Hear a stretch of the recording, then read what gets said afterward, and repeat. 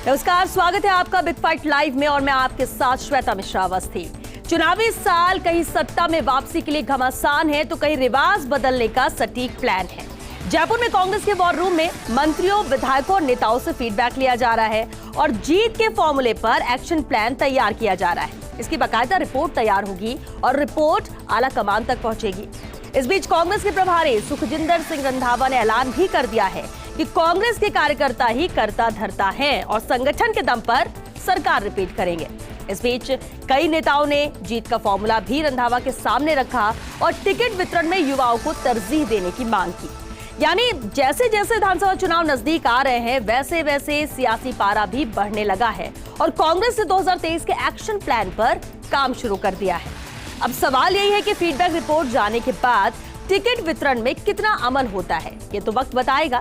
लेकिन कांग्रेस सत्ता और संगठन ने सरकार रिपीट करने के लिए कमर कस ली है। आज चर्चा इसी खास मुद्दे पर।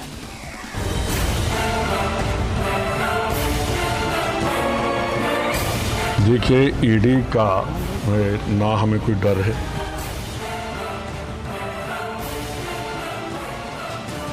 आप इनका ईडी, सीबीआई या कोई इनकम टैक्स लोगों के ऊपर इतना नहीं है।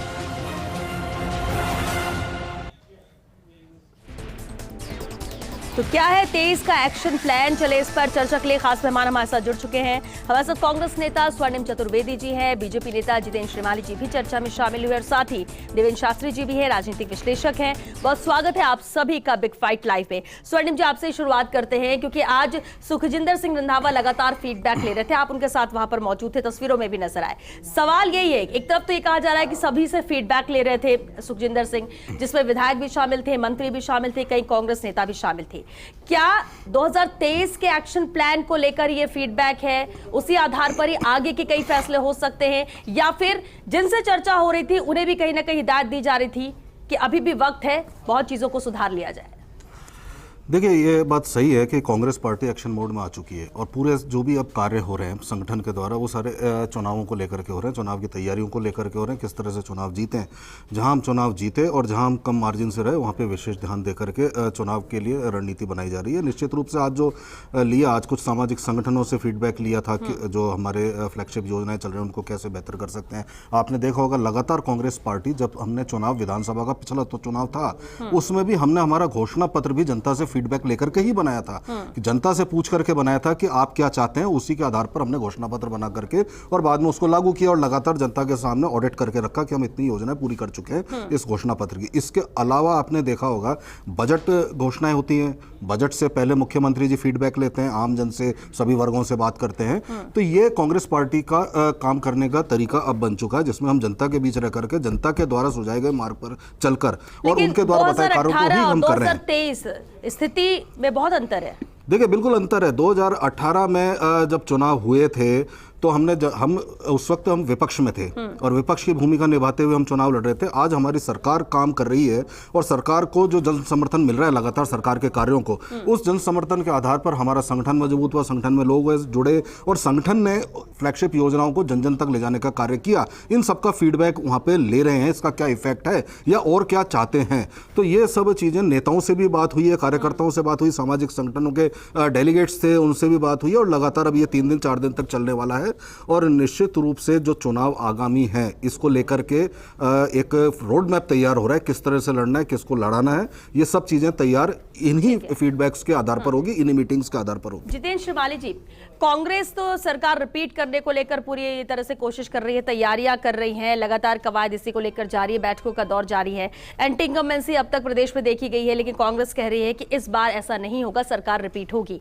बीजेपी कांग्रेस की इन तैयारियों को कैसे देखती है, बीजेपी का स्टैंड क्या है इसे लेकर, और बीजेपी 2023 में किस तरह से एक्शन में आने वाली है? देखिए, जिस प्रकार से ये जो कांग्रेस ने तैयारी करी है, जो ये बता रहे हैं कि हमने तैयारी कर रहे हैं, ये एक्चुअल में तैयारी वाली विषय ये है कि जनता में जो 4.5 साल जो इन्होंने कुशासन और कुप्रबंध की जो स्थिति राजस्थान में रही उसको लेकर के जो फीडबैक आ रहा है और उस फीडबैक के अंदर इनके खुद के मंत्री और इनके जो एमएलए है वो सरेआम अखबारों के अंदर और मीडिया के माध्यम से कहते रहते हैं कि इस बार कांग्रेस की स्थिति वो होगी जो फॉर्च्यूनर में जितने लोग जीत के आते हैं वो स्थिति कांग्रेस की रहने वाली है। तो ऑल ओवर स्थिति देखें, और जहां तक घोषणा पत्र की बात इन्होंने कही है, तो घोषणा पत्र के अंदर भी जिस प्रकार से उन्होंने झूठे घोषणा पत्र में बातें करके, और जो राहुल गांधी ने जिस प्रकार से उंगलियां गिना गिना के 10 दिन की बात कही थी, संपूर्ण किसानों का संपूर्ण कर्जा माफ होगा, वो जो झूठी बातें हैं वो जनता के सामने आई है और जनता को इस बात का पूरा विश्वास हो गया है कि ये जो थोथी घोषणाएं हैं अशोक गहलोत सरकार की, वो केवल और घोषणाएं हैं, और चुनाव से पूर्व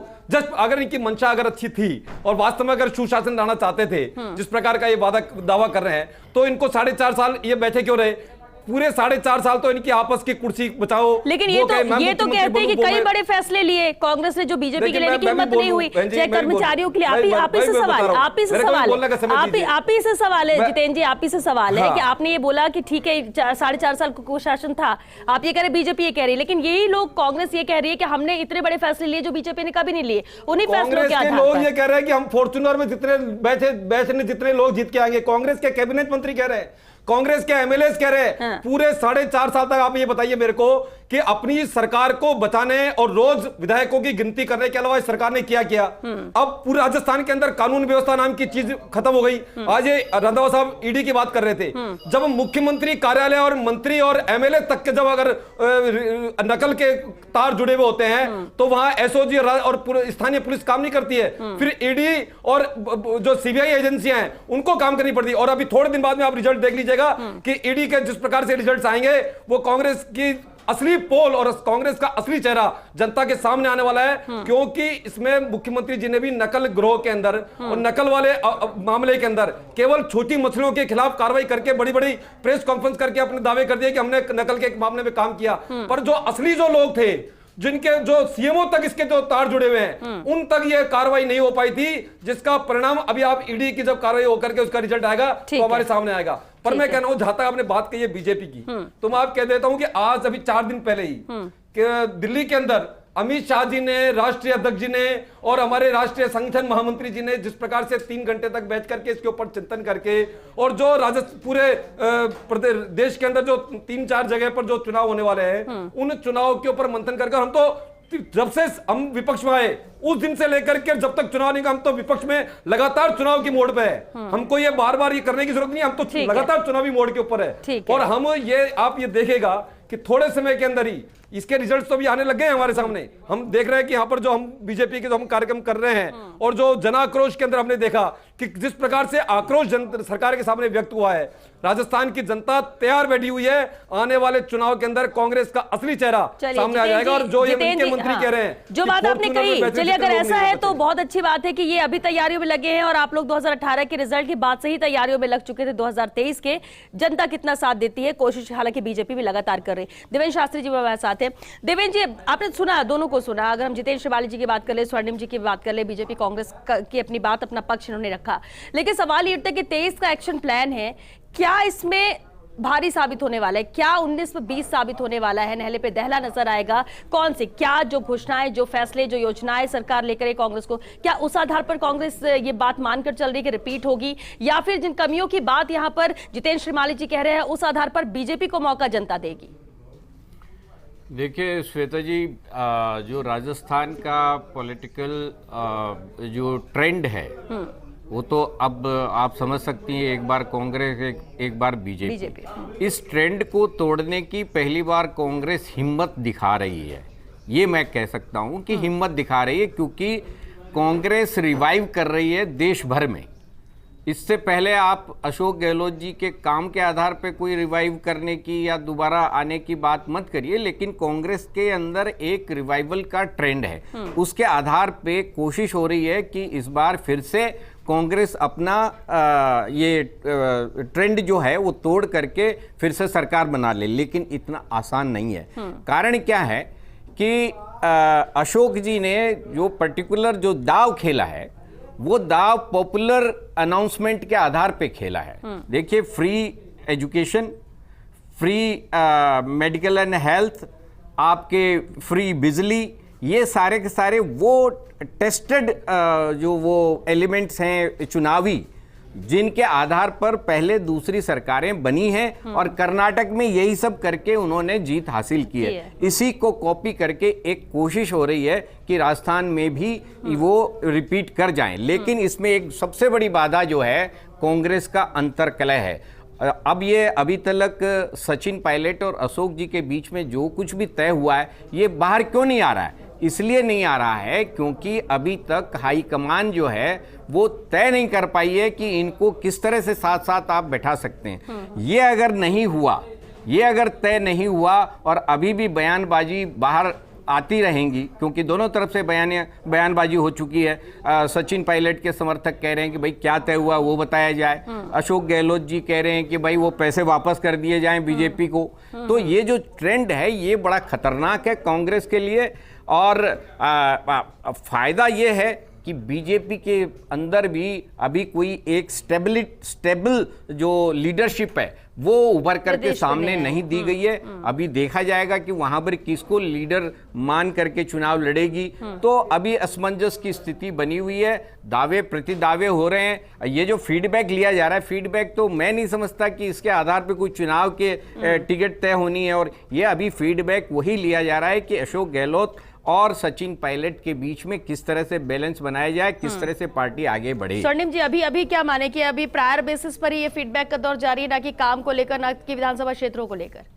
देखिए, काम का फीडबैक तो सारी जनता के समक्ष है। बहुत बड़ी बड़ी योजनाएं, ओपीएस गेम चेंजर है पूरे देश भर में। भारतीय जनता पार्टी को नुकसान उठाना पड़ रहा है। बीजेपी तो बिल्कुल नहीं मानती। बीजेपी की अब देखिए, बीजेपी की तो हम अपने परवाह करनी तभी बंद कर दी जब इनकी लीडरशिप नहीं है। इनके बड़े बड़े नेताओं को आके कहना पड़ा कि हम किसी फेस को आगे रख करके चुनाव नहीं लड़ेंगे। और जिस फेस को आगे रख करके चुनाव लड़े थे, कर्नाटक में मुखी खाका है, हिमाचल में मुखी खाका है। इनका लगातार जो इनका राष्ट्रीय अध्यक्ष है हिमाचल से हारे ना चुनाव। तो वो सब चीजें छोड़ दीजिए, क्योंकि ये झूठ का पुलिंदा है। भारतीय जनता पार्टी जब ये कहती है कि कांग्रेस ने कुछ नहीं किया, तो जो एक साल से 50 यूनिट बिजली फ्री आ रही थी और अब 100 यूनिट बिजली फ्री मिल रही है सबको, तो इसको ये इनको नहीं दिखता। इनको मुफ्त दवा योजना नहीं दिखती है। इनको सारी तमाम योजना 500 रुपए में गैस सिलेंडर उज्ज्वला लाभार्थियों को मिल रहा है। जो उज्ज्वला लाभ जो इन्होंने योजना शुरू की, जिसमें सिलेंडर दोबारा नहीं भरवा पाई लाभार्थी, वो हम दे रहे हैं और प्रधानमंत्री नहीं दे पा रहे। तो आज नैरेटिव यह है कि दो सरकारें हैं, दो का कंपेरिजन हो रहा है। एक नरेंद्र मोदी की सरकार है कि जिसकी गलत आर्थिक नीतियों के कारण यही सब फैसले जो कांग्रेस का कॉन्फ्रेंस बढ़ा रही है।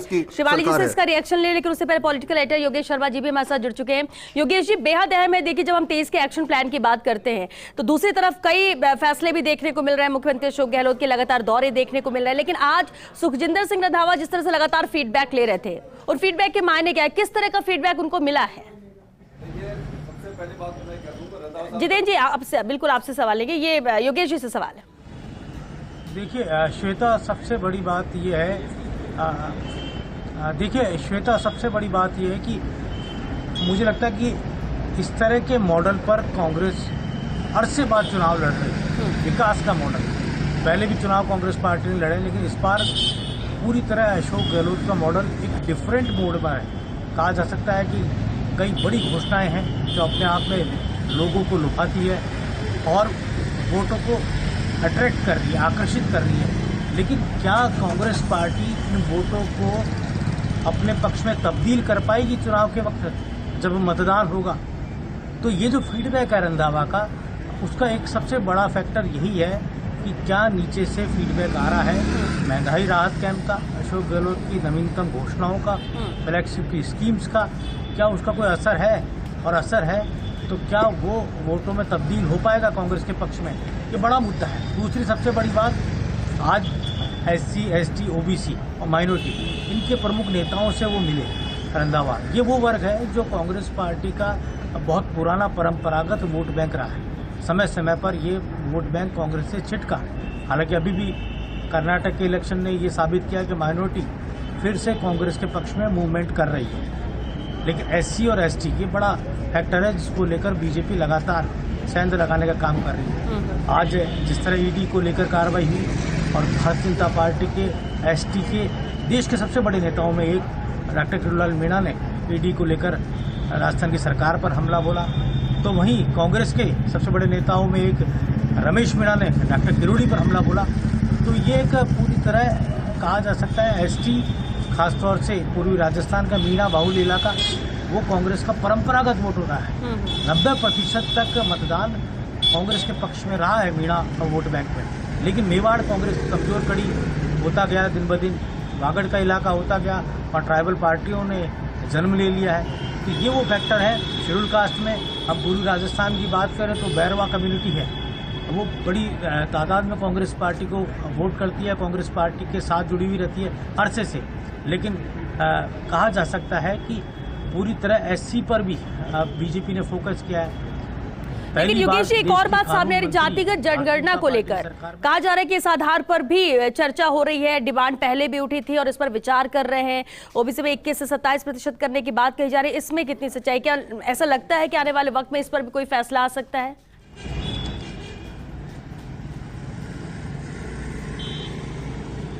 देखिए, मुझे लगता है अभी फैसला नहीं आएगा, क्योंकि इस तरह की अभी तक जो जमीनी स्तर पर तैयारी होनी चाहिए थी श्वेता, अब वो हमें नजर नहीं आ रही है। अभी बात चुनाव पर फोकस है। ये बिहार से सबसे पहले ये डिमांड उठी थी, तो नीतीश कुमार ने ये डिमांड उठाई थी कि जातिगत जनगणना हो ओबीसी को लेकर, और उसके बाद फिर अन्य दलों ने भी जनगणना की बात की है, जातिगत जनगणना को लेकर बात की। लेकिन अभी केंद्र सरकार ने इस पूरे मामले पर पत्ते नहीं खोले हैं। राजस्थान की सरकार में भी हरीश चौधरी ने डिमांड की कि ओबीसी की जनगणना होनी चाहिए। उधर ओबीसी से जुड़ी या मूल ओबीसी से में जाने वाली जातियों ने भी इस तरह की मांगे अलग अलग मंचों से की। जयपुर में सामाजिक सम्मेलनों में भी ये मांग उठी है। लेकिन अब सवाल ये उठता है कि कब इस पर फैसला होता है और कब हकीकत में ये किया जाता है, क्योंकि 2027 में या 26 की बात कर रहे हैं तो फिर से परिसीमन होना है। राजस्थान में तकरीबन 225 विधानसभा की सीट हो सकती है, 250 भी हो सकती है, और वहीं लोकसभा की सीटें भी बढ़ने की बात की जा रही है। तो परिसीमन होगा, उससे पहले जनगणना मुझे लगता है इस बारे में अगले चुनाव से पहले, इस चुनाव में मुझे मुश्किल लग रहा है, लेकिन अगले चुनाव से पहले इस तरह की कोई कवायद हमें सामने आ सकती है। श्वेता, यह सबसे बड़ा मुद्दा यही है कि राजस्थान की सरकार या कांग्रेस का राज फिर से कैसे रिपीट हो, ये चिंता का सबब है कांग्रेस पार्टी के नेतृत्व के लिए, क्योंकि दो तरह के रिफ्ट यहाँ कांग्रेस के अंदर नजर आ रहे हैं। पहला रिफ्ट सचिन पायलट है, जिसको लेकर अभी तक कोई फैसला हुआ नहीं है, क्या कुछ निर्णय होगा ये भविष्य के घर में। दूसरा रिफ्ट है कि क्या कांग्रेस 50 से 60 टिकट काट पाएगी। आज जो युवाओं की बात की जा रही है, युवाओं को आगे लाकर टिकट देने की बात की जा रही है। भरत सिंह बिल्कुल, और योगेश जी, इस लिहाज से देखा जाए तो आने वाला वक्त कांग्रेस के लिए मुश्किल भी होने वाला है, कुछ कड़े फैसले भी लिए जा सकते हैं।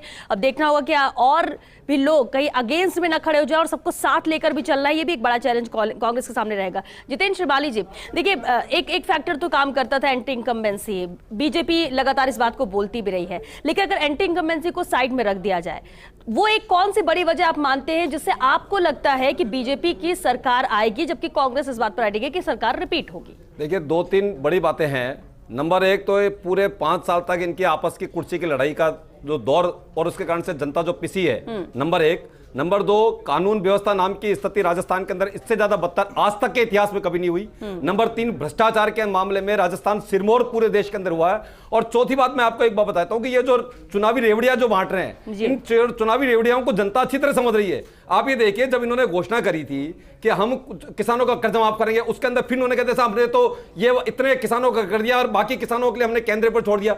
ये केंद्र के बिना उसके केवल घोषणा है, जब तक साहब केंद्र हमको मदद करे। दूसरी प्रकार इन्होंने जैसे कही शिक्षा की बात, शिक्षा ये इसकी फ्री इलाज की बात, फ्री इलाज के अंदर भी क्या किया इन्होंने कि पहले तो घोषणा कर दी कि सबको फ्री, सब किसी भी अस्पताल में जाकर के इलाज कराओ, बाद में खुद रही उसके अंदर कचौती। आज स्थिति क्या है कि अस्पतालों के अंदर डॉक्टर नहीं है, इलाज नहीं है, और हमने एक घोषणा, हम केवल अखबार में बड़े बड़े विज्ञापन दे रहे हैं कि साहब फ्री, सब तरह का सिर्फ फ्री इलाज हो रहा है। ये सारी जो घोषणाएं हैं, बिजली माफ इन्होंने बात करी, एक तरफ बिजली माफ 200 यूनिट तक और 100 यूनिट तक की बात करी कि साहब 200 यूनिट तक के उसमें टैक्स माफ है और 100 यूनिट तक की बिजली माफ। वहीं इन्होंने फ्यूल चार्ज के अंदर डबल कर दिया, डबल पैसे ले रहे हैं। तो जनता इस बात को कुल मिलाकर के समझ रही है कि ये हमको केवल चुनावी रेवड़ियों के रूप में दी जा रही है। और जब तक अभी इन्होंने क्या कहा, प्रधानमंत्री जी भी आए, प्रधानमंत्री जी ने भी एक बात पूरे देश को समझाई और हम सबको समझनी होगी कि अगर वास्तव में केवल घोषणा हूबहू लागू हो जाए कांग्रेस की, जो ये इनको पता है हम नहीं कर पाएंगे, केवल हम घोषणा कर रहे हैं,